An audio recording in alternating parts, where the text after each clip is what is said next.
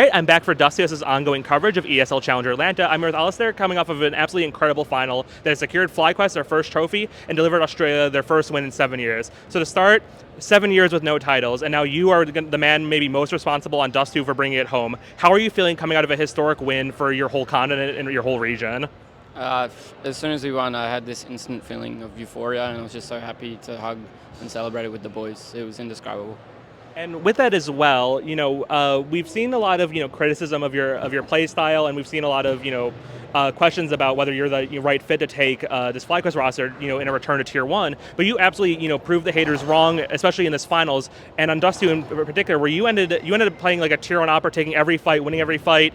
After the doubts from the community about whether you're the right fit for this team, how are you now feeling on a personal level that you've shown that you can play at a Tier 1 level?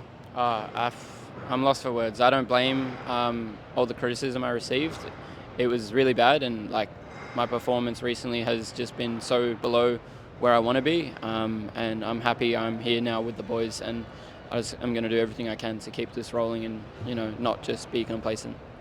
And I wanted to ask you about one particular round, and I'm sure you know what round that's going to be. Round 20 on Dust2, that 4K you had that ended up, securing FlyQuest the path to the win. You were defending the A-bomb site from, I believe, Searson down Cat, and one other player down Long.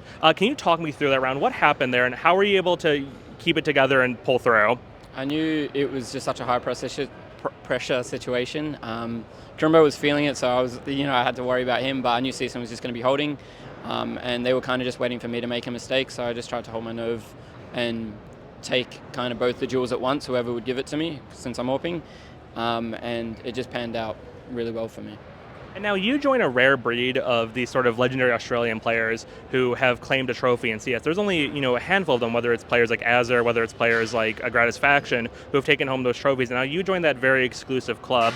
Does this give you confidence heading into the RMR, especially as we've seen teams like Mongols, reach new highs, the challenge teams like you who traditionally, claim spots in majors? Absolutely. This is a perfect time to, start performing and, show the level that we can actually perform at. It's an absolute honor to be here and to be able to compete at this level, let alone win it. And turning back the clock to that game on Ancient, we saw a pretty flat performance from Big overall, except with one notable exception. Krimbo was absolutely insane. When the team realized he was going on such a rally and becoming such a devastating force for Big, did the team have a moment of we need to counter this guy? What was Dexter calling to enable you guys to pull through against a star performance? Yeah, Krimbo was playing out of his mind on that map for sure.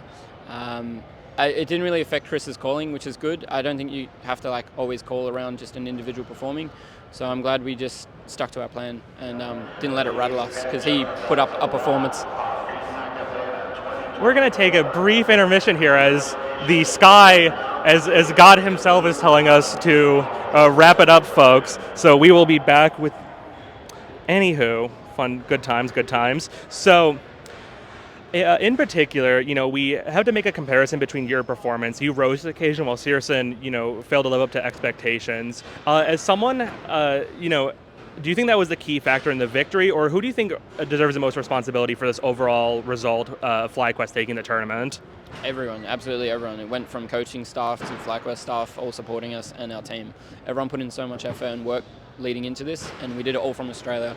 So it was really nice knowing that we don't need a boot camp every time to show this performance. So it's a really big mental win in that regard.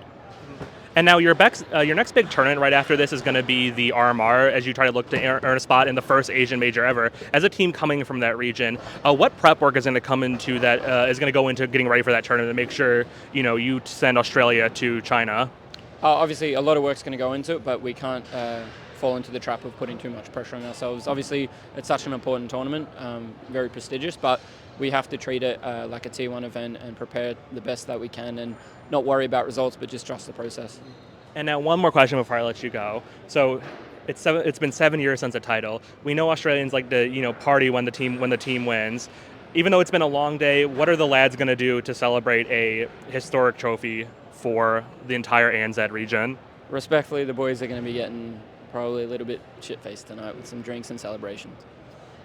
I wouldn't want to have it any other way. Thank you so much for your time, and have a nice beer out of the trophy or something. Do it for the boys. Yeah.